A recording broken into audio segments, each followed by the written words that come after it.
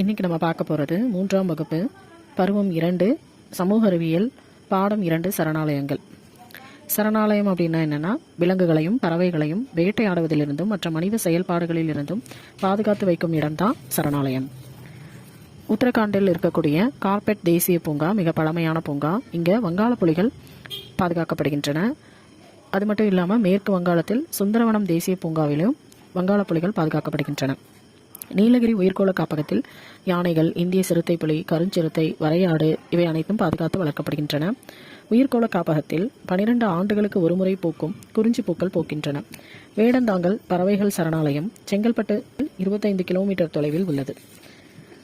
வேடந்தாங்கல்ல பறவைகள் இடம்பெயர்ந்து வரும். அந்த மாதிரி என்னென்ன பறவைகள்லாம் இடம்பெயர்ந்து வருகின்றன அப்படின்னா, கூளைக்கடா, இராக்கொக்கு, பல வகையான பறவைகள் எல்லாமே இடம்பெயர்ந்து வருது. சரி, இந்த இடம்பெயர்தல் அப்படின்னா என்னன்னா, காலநிலை காரணமாக விலங்குகள் அல்லது பறவைகள் ஒரு இடத்திலிருந்து மற்றொரு இடத்துக்கு இடம்பெயர்ந்து வர்றதுக்கு பெயர் தான் இடம்பெயர்தல். அதாவது மாறி வருவதை இடம்பெயர்தல் அப்படின்னு நம்ம சொல்றோம். திருச்சியில் விராலிமலையில் மயில்களினுடைய இயற்கை வாழிடம் அமைந்துள்ளது. இந்தியாவில் உள்ள மிக பழமையான நீர் பறவைகள் சரணாலயம் அப்படின்னு வேடந்தாங்கல் பறவைகள் சரணாலயம் அழைக்கப்படுகிறது. காசிரங்கா தேசிய பூங்காவில் அரிய வகை காண்டாமிருகங்கள் உள்ளன. இது அசாமில் இருக்கு.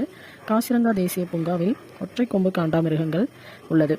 உலகில் உள்ள 2 பங்கு காண்டாமிருகங்கள் அங்குதான் இருக்கு. தொடர் பாதுகாப்பு நடவடிக்கைகளால் அவற்றின் எண்ணிக்கை தற்பொழுது உயர்ந்துள்ளது.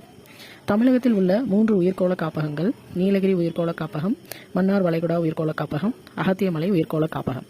குஜராத்தில் உள்ள கிர் தேசிய பூங்காவில் ஆசிய சிங்கங்கள் உள்ளன. நமது சுற்றுச்சூழலில் முக்கிய பங்கு வகிப்பவை பறவைகள், விலங்குகள், தாவரங்கள்.